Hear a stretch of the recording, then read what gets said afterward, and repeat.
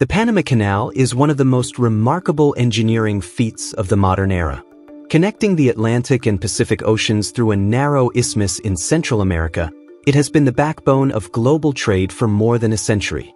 But today, questions are being raised about its future. The canal faces challenges it wasn't built to handle.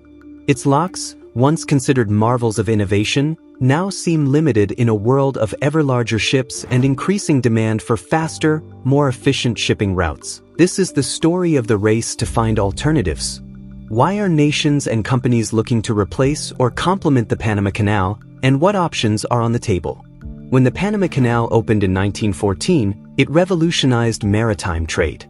Ships no longer had to take the long and dangerous route around Cape Horn at the southern tip of South America. The canal cut thousands of miles off voyages and saved weeks of travel time. But the canal was built with the ships of the early 20th century in mind. Over time, the size of cargo ships grew dramatically, and by the 1980s, many vessels were too large to pass through the original locks. In 2016, the Panama Canal underwent a major expansion, adding a new set of locks known as the Neo-Panamax locks. These larger locks could accommodate ships carrying up to 14,000 containers, nearly 3 times the capacity of the older locks. The expansion was a success, but even this upgrade has limitations. Today, the largest ships, known as ultra-large container vessels, can carry over 24,000 containers. These giants of the sea cannot pass through the Panama Canal, even with the expanded locks. The challenges facing the canal aren't just about ship size. There are also delays. On busy days, ships can wait for over a week to transit, costing shipping companies millions of dollars. And then, there's the issue of water. The Panama Canal relies on fresh water to operate its locks. Each time a ship passes through, millions of gallons of water are drained into the ocean. In recent years, water levels in the reservoirs that feed the canal have dropped significantly, making it harder to keep the locks operational. All these factors have prompted governments, companies, and engineers to ask a bold question. What if there was another way? One of the most ambitious proposals for an alternative is the Nicaragua Canal. This project envisions a massive waterway cutting across Nicaragua, from the Atlantic Ocean to the Pacific. The idea of a Nicaraguan canal is not new. In fact, it was considered in the 19th century before the Panama route was chosen. But in recent years, the concept gained renewed attention.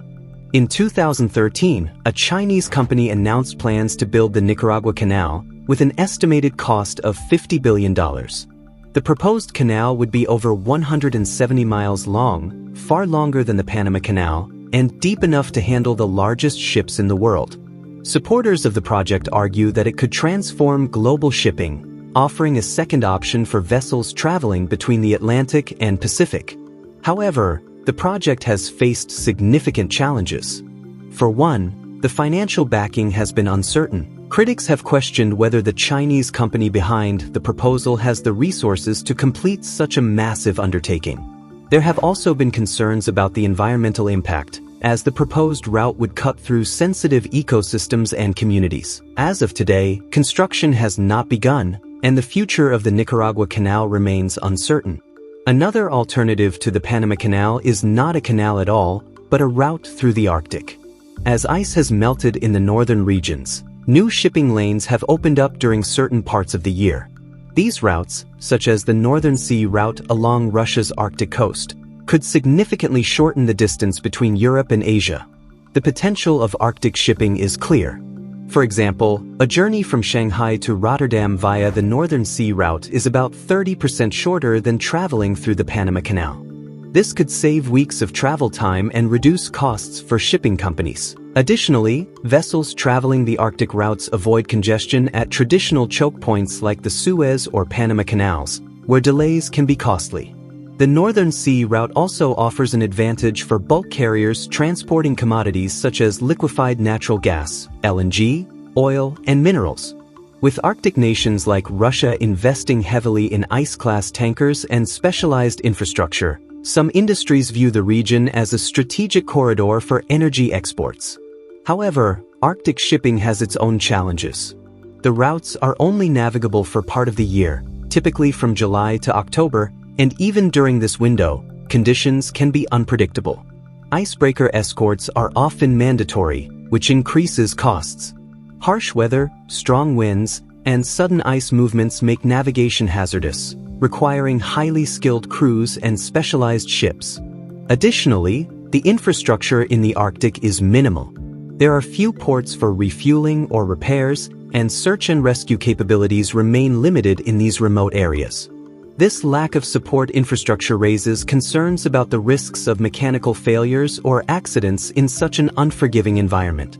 Despite these hurdles, interest in Arctic shipping is growing. As nations and companies weigh the potential benefits against the risks, the Arctic could become a vital link in the global trade network for specific industries and routes.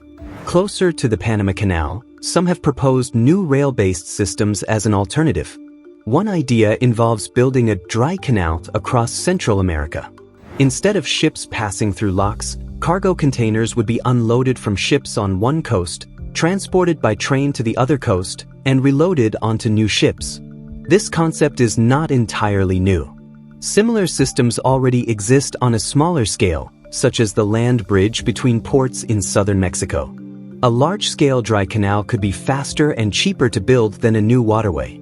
However, it would require significant investment in rail infrastructure and might not appeal to shipping companies accustomed to the seamless transit offered by traditional canals.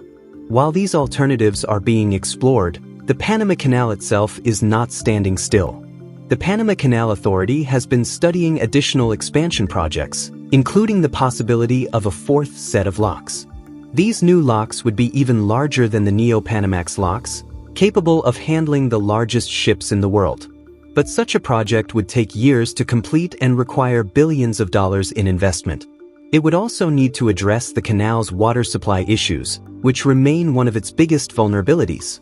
The race to replace or complement the Panama Canal is not just about engineering. It's also about economics, geopolitics, and the future of global trade.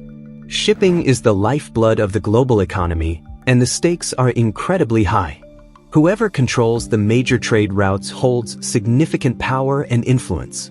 This is why countries and companies are so eager to explore alternatives, even if those alternatives are costly and difficult to achieve.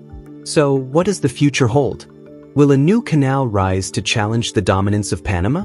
Will Arctic routes or rail systems change the way goods move across the world? For now, the Panama Canal remains the most important shortcut in global trade. But as the world changes, new paths may emerge, paths that reshape the way goods, people, and ideas move across our planet. The race to replace the Panama Canal is not just about solving logistical problems. It's about the next chapter in the story of human ingenuity and determination.